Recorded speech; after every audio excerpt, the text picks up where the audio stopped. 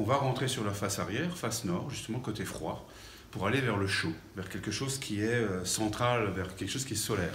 Donc là, on est dans l'entrée. Et donc l'entrée, c'est là. Ici, j'ai voulu mettre en place un bâtiment qui signifie le labyrinthe. Dans les cathédrales, souvent, vous avez des labyrinthes, notamment à Chartres, par exemple, vous avez un labyrinthe en entrée. C'est la préparation du passage entre le monde profane et le monde divin. Là, on montre ici une horizontale.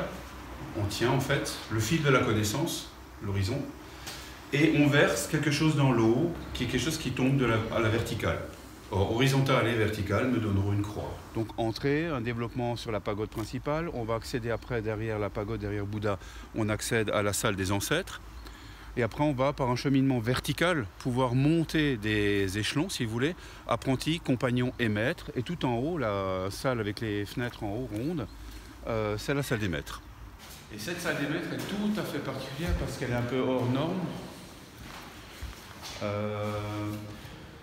Toutes les professions avaient en leur temps en fait un brevet de maîtrise pour accéder au titre de maître. Il fallait être capable de montrer qu'on était justement un maître de ce qu'on était censé travailler. Pour le charpentier, c'était le bois. Alors j'ai voulu mettre en place ici, dans l'œuvre globale, une œuvre à part qui en termes de résonance soit déjà correspondante à ce qu'on attend. Donc on est dans le Om, et on le sent, le son monte. Et si vous mettez par exemple la main sur un des poteaux, à 6 mètres plus loin, je frappe dans le poteau là-bas va vibrer, mais vraiment vous allez sentir la vibration traverser. Donc je viens de faire comprendre aux gens qui venaient de passer un labyrinthe, je les ai donc désorientés, à gauche ou à droite, d'ailleurs c'est selon leur choix à eux. Et là il y a une porte ouverte, ils peuvent passer et ils arrivent sur une zone, je peux faire, ça vibre vraiment, c'est un pont.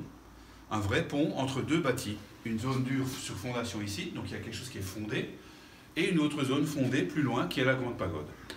Pourquoi le pont? Parce qu'il signifie les eaux du bas, les eaux du haut, et je vais avoir au centre ici, sur un carré de 4 mètres par 4 mètres qui représente la matière, 16, je vais avoir une rose des vents. Cette rose des vents va m'indiquer nord, derrière moi, sud, mais dans le bon sens, est et ouest. Je réoriente les gens. En fait, là, ils sont, pour le coup, ça y est, ils savent où ils sont. Zénith, nadir, nord, sud, est, ouest. Ils sont orientés. 7 chakras, 1, 2, 3, 4, 5, 6, 7 fermes, qui vont nous amener, de façon européenne, j'allais dire, à comprendre ce qu'est Bouddha. Dès le premier chakra, on comprend qu'on ne voit pas la tête de Bouddha, et il faut avancer pour voir Bouddha. Mais ça, c'est l'européen. Lui, il faut toujours qu'il avance comme ça. En fait, le bouddhiste, lui, quand il va être là-bas à la porte, il aura tendance à faire ça. Il se met en position d'humilité. Et donc il va voir Bouddha déjà au premier chakra. Alors que nous, il faut qu'on marche. Et ce n'est qu'au 4e chakra, ici, à cette pointe, hop, on va découvrir Bouddha. Bah oui, là, on est en entier. Ici, on va donc vénérer d'une certaine façon un potentiel qui est en nous. Une capacité d'aller vers quelque chose qui est sacré en nous. Ce potentiel n'est pas de l'ordre du cardiaque ici. Il n'est pas non plus de l'ordre d'une sorte de résonance sociale qui dit qu'il faut faire le bien et pas le mal, comme je disais avant. Il s'agit d'une résonance interne. Et le fait que vous ayez sur Bouddha, là, un 3e œil, et qu'au-dessus, il y ait une sorte d'excroissance au niveau de la tête, ça n'est pas gratuit. Il nous signifie en fait une entrée sur 2 plans. Une entrée horizontale et une entrée verticale. Donc il se trouve que, quelque part à la jonction des deux, il y a quelque chose qui se passe. C'est peut-être là que nous sommes réellement. Nous sommes dans quelque chose qui nous dépasse totalement, nous les Européens. Ils sont totalement conscients que le monde d'ici et le monde qu'on appelle nous de l'au-delà sont intimement liés.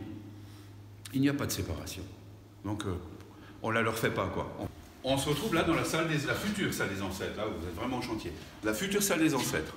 Cette salle des ancêtres va abriquer en fait un hôtel et 2 hôtels latéraux où on va voir les photos des défunts, si vous voulez, de ceux qui ne sont plus dans cet état, dans l'état humain.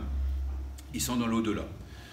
Et donc, ils vont venir visiter leurs défunts, discuter avec eux, prier avec eux, manger avec eux, parce que ça fait partie de leur tradition, parce qu'ils ont compris que ce n'est pas la peine de venir pleurer sur la tombe des morts, parce qu'en réalité, ils ne sont pas morts.